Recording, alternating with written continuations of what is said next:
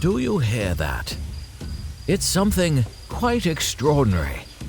If you pay attention and listen closely, you'll hear the stories of senior executives transforming brands and the experiences of real people in their natural habitat with those very same brands. Follow your host, Dennis Wakabayashi, as he pulls out his microphone to capture authentic reactions from the people he meets as he travels around the world. These are unrehearsed, unsponsored, and real conversations about CX that you won't find anywhere else. This is CX in the Wild. Michael, hi, it's great to talk to you. We're here at the Reuters Customer Service and Experience 2022 in San Diego. You're a sponsor of this event, and I did get a chance to see you just briefly on stage, not the whole thing the other day. You're the CEO of ASAPP. Chief Experience Officer. Chief Experience Officer. Okay, sorry. When I watched your speech, you had this amazing career as an entrepreneur as a young person, and then you went on to Apple, Samsung. So I'm sorry, I assumed maybe you were like. No, that's okay. But that's right.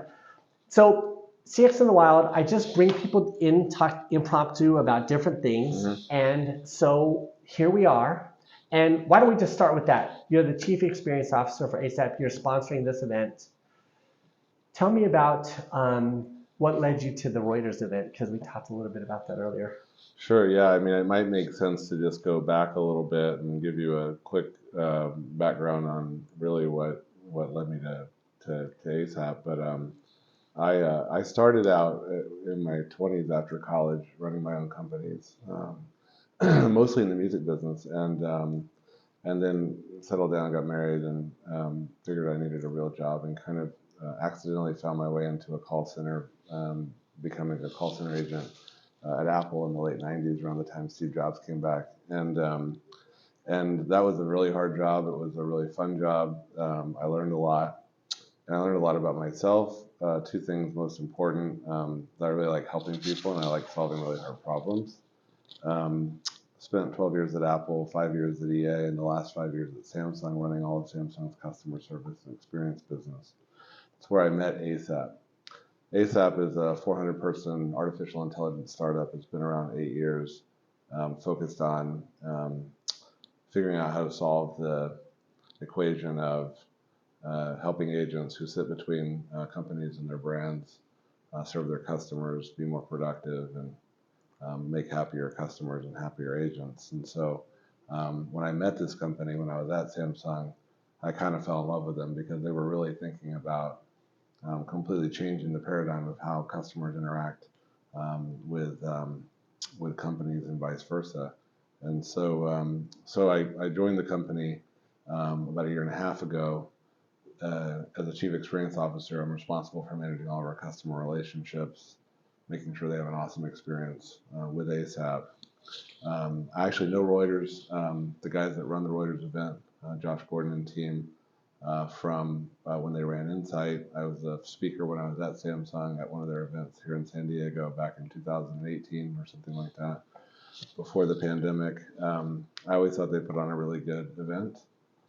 Small, so you can kind of get to meet everybody and know everybody. It's not too huge. Really great attendees, really great sessions.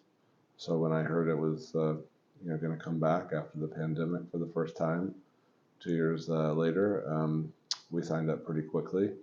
ASAPP is an 8-year-old company, but it's still relatively new to the market. So these opportunities to hear from practitioners and learn what the market is asking for, and being able to engage face-to-face with people leading CX organizations it's really crucial to our business. So that's what led us here. You talked about being a 400 people AI focused company, and I think when I'm traveling around, I talk to a lot of different people. They have AI as part of or a core part of their business, but I don't think any of them have that many resources dedicated the way you do. Can you just help me understand why do some of the for some of the companies, for instance, even here at the event today, they have AI as part of it, but you have a dedicated focus to that. What is the difference in performance? Yeah, I'm not a machine learning engineer, but I'll definitely talk about that. I mean, I think that AI is the buzzword. It's the omni-channel of this generation. Everybody wants to have AI in their marketing material, and everyone knows the potential value that it can bring to your business. Most people don't actually know what it does or why it's important. ASAPP has the largest research organization in the world focused on this problem. We also have about 100 PhDs working in our research organization.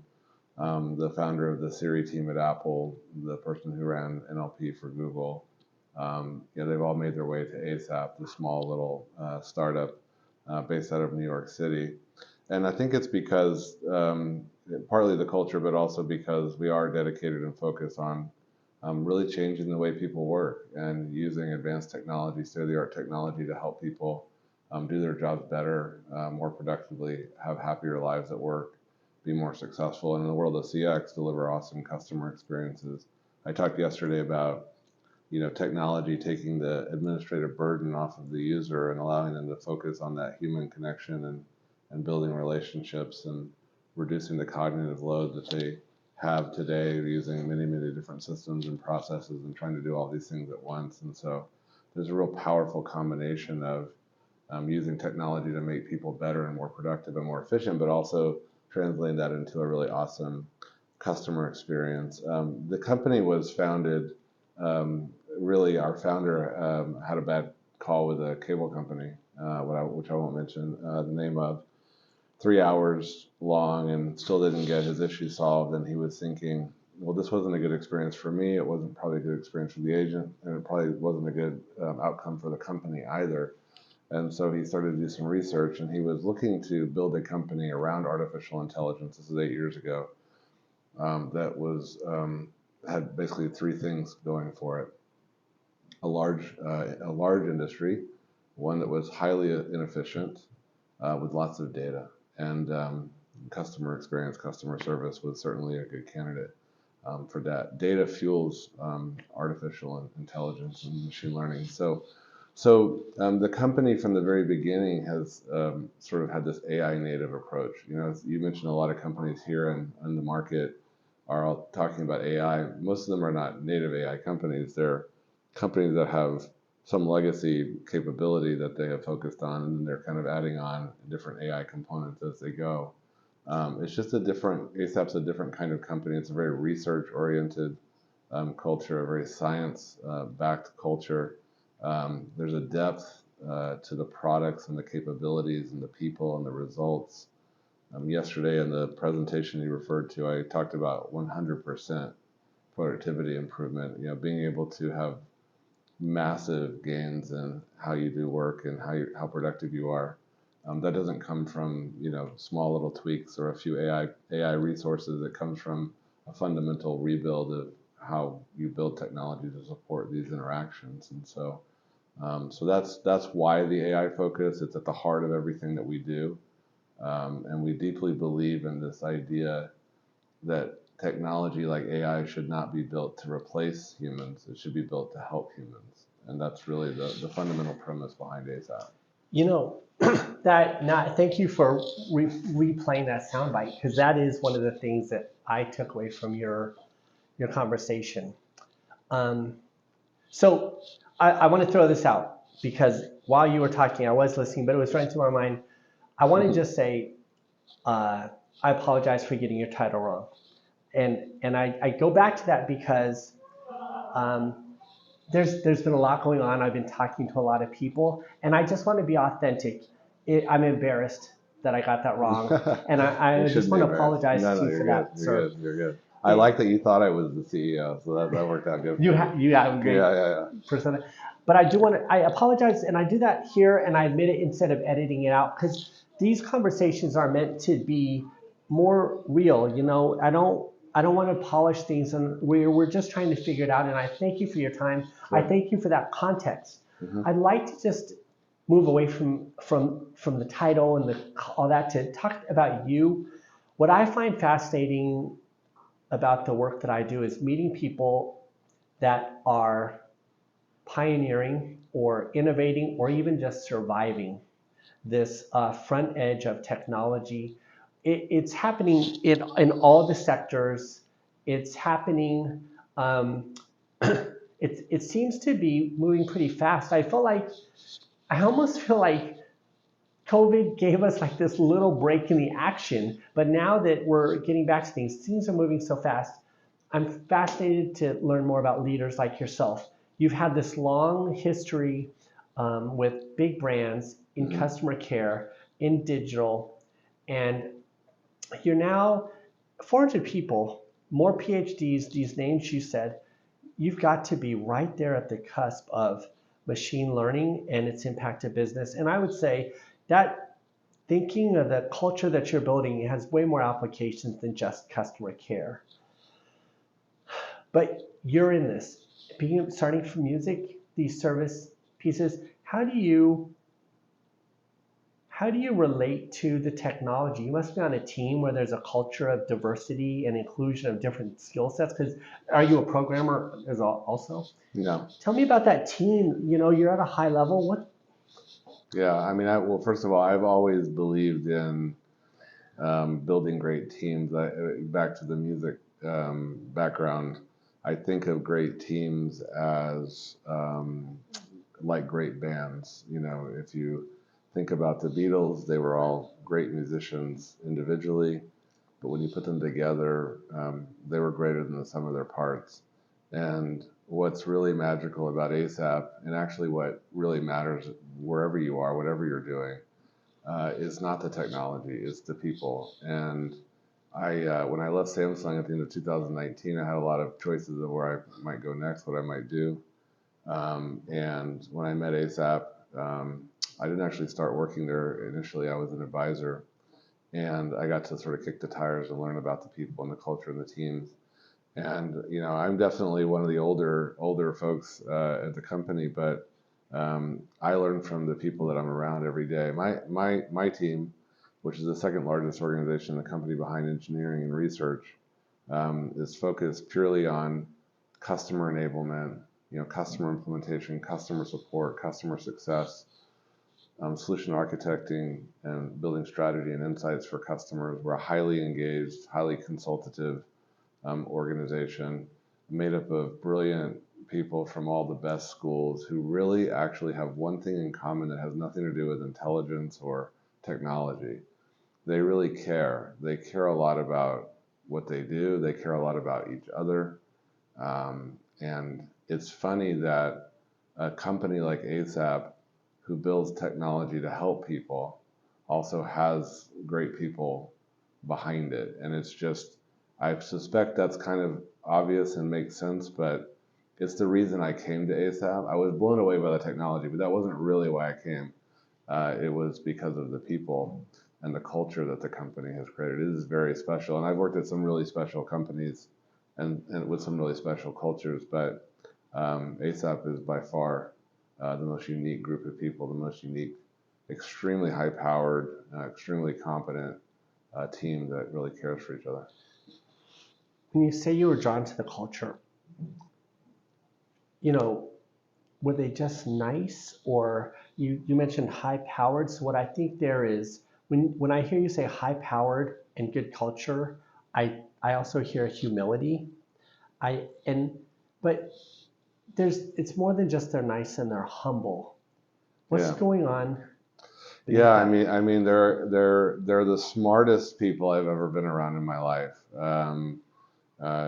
Think about it. I mean, I'm twice the age of some of these people, and I learn from them. I mean, I hope I'm able to help them as well and support them and whatnot. But the amount of intellect and capability and the when I watch the team support a customer, implement a new technology solution for a customer, do a QBR for a customer, the quality of the interaction between ASAPP and the customer is better than any vendor I ever worked with when I was leading these organizations at places like Samsung and Apple. So I have some context, I have some benchmarking because I've done this my whole career. And I was amazed at how well prepared and how collaborative and how smart and capable these teams are. But it does, just to kind of reemphasize, that would not matter if there wasn't this level of, you said, humility and sort of caring, for each other. Whether it's a big personal life event like somebody having a baby, or somebody having trouble with a customer with an issue and needing help, or just getting together as a team and solving problems together. It's just a really special culture. And I should say that that's very important to me. One of the things that I value greatly is authenticity. So, being able to be myself and be around people who are themselves and not pretending to be someone else. And that's at the heart of what ASAPP is all about. Is it fair to say, when I listen, because I'm trying to cut through to some of these more authentic pieces, would you say there's a combination of a harmony of like genius and wisdom? I feel like you mentioned the age difference twice. You admire obviously the thinking, but you bring this experience from these greater companies. So you bring this wisdom from big tech, and you have these geniuses who are sort of fueling this amazing new place. So tell me about that relationship and how you feel it's important. Do you feel like all companies that are succeeding now have a balance of genius and experience or wisdom? No. That's exactly what I'm trying to say, Dennis. I don't know of any company that's like that. I'm certain they must exist, but there's two benchmarks that I have for this. One are the very small number of companies that I've worked at. Yes. And the other is all the companies that I now interface with. That's Yes. one of the fun things being on this side of the equation, or when you're on the agency side, you get to see a lot of different cultures, a lot of different ways companies work. And, this is one person's opinion, but I just have never seen anything like this in my life. And it is, I'll get crisp on this. It is a combination of all of these elements, meaning, like I said earlier, yes, we are building advanced technology. That's cool. That's not why I came to ASAP. Yes, these people are incredibly smart, and that's not why I came to ASAP. But they are also extremely caring, and there's an extremely sort of people-centric focus on the company and the culture, the diversity of the culture, the thought and attention to detail that goes into everything that we do, even for ourselves, much less for our customers. That combination of attributes. Before I came to ASAP, I'm kind of a data guy, so I created a spreadsheet and all the different opportunities I was considering, and then all the attributes that mattered to me that I really cared about. I would love to have that spreadsheet or a picture. I have it. I can share it. And in that spreadsheet, I gave point values to each attribute, and it was ASAP, and then everything else was a distant second. So it wasn't about and this is just me. I would say I over-indexed when I was looking. I over-indexed on culture, which is such a big word, but when I say culture, I mean your experience as an employee and all that goes into it, the authenticity, the caring, the people, all those things. That at ASAP is something extremely unique. It allows us all to do our best work. I work a lot, and it never feels like work. I said to myself a long time ago when I was in the music business and I left the music business, I said, I want to try and find places to work where I really love it, like I love the music business, and where it wouldn't feel like work.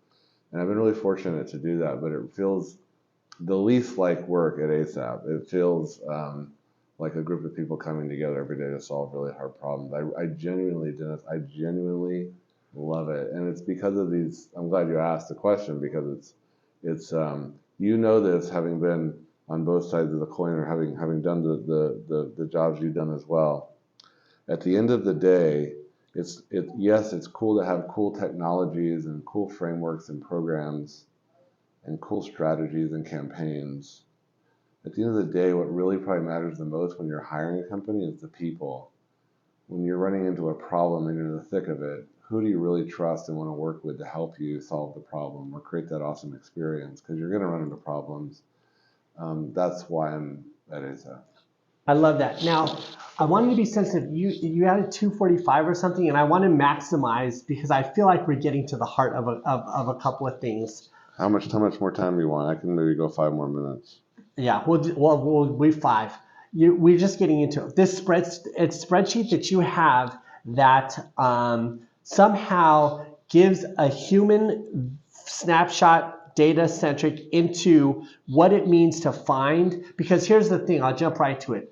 ASAPP, based on what you said, sounds like one of the best CX cultures there is. You have a spreadsheet. It shows some sort of analysis. Everybody is doing some mathematical flips in their head, but for my audience, even if you blocked out the names, just to see an actual authentic example of how someone quantified this, because then I can match that up to the ASAPP testimonial that you gave.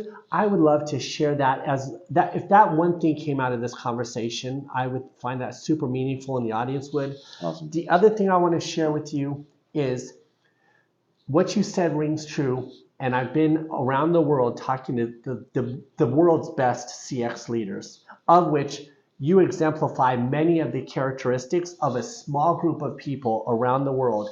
And for instance, in Dubai, many of them share this exact same philosophy you had, which is this idea of solving together, normalizing the unknown, having a purpose that unifies people. And I think what I hear you, we haven't mentioned it, but I hear it, is these are the key ingredients if you're going to be on the frontier of the unknown. So when you're building AI that is unknown, even in its own capabilities, your team does not know what the capabilities will unfold. And you're applying that to big data, like a lot of historic intelligence is now being repurposed and re-authenticated by the work that you've done. It sounds amazing to hear that you might have some sort of small scrap of paper that says, hey, if you're seeking out another business like this, because I suspect not everybody can get into ASAPP, but that would be really helpful. Yeah, happy to share it. I mean, I think it's it's a company that, for all the reasons I already mentioned, is special. But I agree with you. I think it's also important that we have this culture because we are not building a commoditized product or something that is well worn down a path. It is really inventing the future. Our founder often says that on the clock we're at 12:01. It's still very early days. We have an incredible calculus and thought process in every decision that we make. And we are focusing much of our technology on the customer experience, the CX industry, and perhaps most notably, the most underserved part of that, which are the poor agents, that represent over 2% of the U.S. workforce, that sit in the middle between these companies and brands and their customers. Or I think if you think about the whole CX journey, everyone talks about everything but the poor agents, and so really focusing on using technology to make their lives better. Our founder Gustavo literally gets Christmas cards from agents every year that just thank him for providing this technology to them, and so that's also a very rewarding part of this is that yes, it's advanced technology, the culture is great, it's fun to work at ASAPP. It's really, we come to work every day to create technology that serves these people that are not paid very much, that have a lot of stress, that are supposed to be the heroes 30 times a day for customers whose brands they represent, and it's fun to go to work every day and try and help them out. Did you happen to see the fireside chat with Diana? I did, yeah, I know Diana. That in that fireside chat, I called that out because it is easy to do CX at the top. And I always applaud leaders who are looking down at the human beings on the front lines. Because if we're being fair, they face on a regular basis the most real uncertainty. There's uncertainty at the top where you are, but you have uncertainty of creative. What is the outcome of our hypotheses and where might that lead us? but solving the problems on the front lines, the uncertainty that comes there. It sounds so great that your culture up at the top has this, again, with Diane was the same thing. The fact that you have this connection to the front lines, even in purpose and spirit, and you're driving that, I've got to believe that your solutions from a emotional state of all the people that work for you and also to your clients, there's some sort of vibe or energy that you're working towards, and it's not easy to hold that true in the face of all the optimization. And there's definitely a vibe and an energy. I mean, we have a saying, which is you can't put wings on a train and expect it to fly. What we are trying to do is not bolt on things to make them a little bit better. We're building the future, and it is a very exciting and complicated endeavor, and I'm super excited by it. But it's to me, it's in my opinion, the conversations we have as companies and brands with our customers are the most important and most valuable conversations we can have, curate, and manage.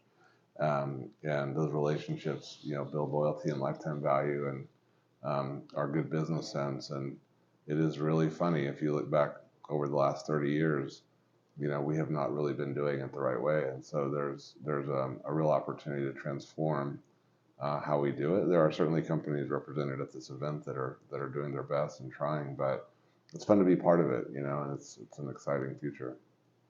I think that, I know you're short on time, that's a great way to end this. And so, our time together in the wild has come to an end. To continue your journey with Dennis, connect on LinkedIn or find out more at teamwakabayashi.com. Join us next time as we continue to explore the world of CX in the wild.